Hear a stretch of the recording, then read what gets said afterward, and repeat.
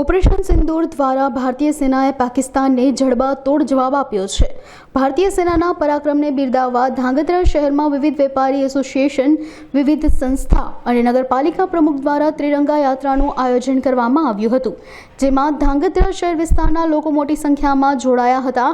ધાંગધ્રા નગરપાલિકાથી યાત્રા શરૂ કરવામાં આવી હતી, જે શહેરના મુખ્ય માર્ગ પર ફરી હતી, જેમાં રાજન કમલ ચોક, બાંભા શેરી, નવયુગ રોડ, શક્તિ રોડ, મેઇન બજાર થઈને ગ્રીન ચોક ખાતે યાત્રા સમાપન કરવામાં આવી હતી।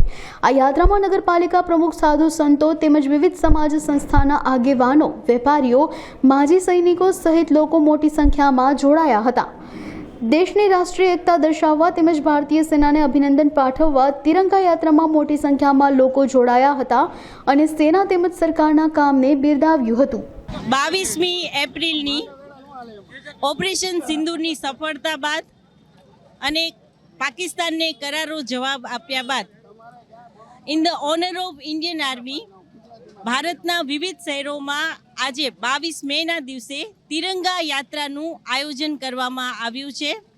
ધાંગધ્રા શહેરમાં પણ વિવિધ શૈક્ષણિક સંકુલો, નગરપાલિકા અને પ્રતિષ્ઠિત વ્યક્તિઓ દ્વારા તિરંગા યાત્રાઓનું આયોજન કરવામાં આવ્યું છે। એમાંથી હું ધાંગધ્રા આર્ય સમાજ મંદિર તરફથી આપણા ભારતના આર્મી જવાનોની વીરતા અને શૌર્યતાનું અભિવાદન કરવા માટે આ તિરંગા યાત્રામાં જોડાયા છીએ।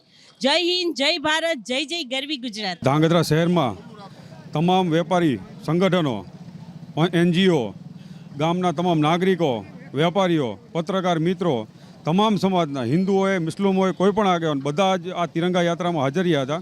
એ બદલ હું નગરપાલિકા પ્રમુખ સૌનો આભાર વ્યક્ત કરું છું। સાથે સાથે ભારત માતા કી જય।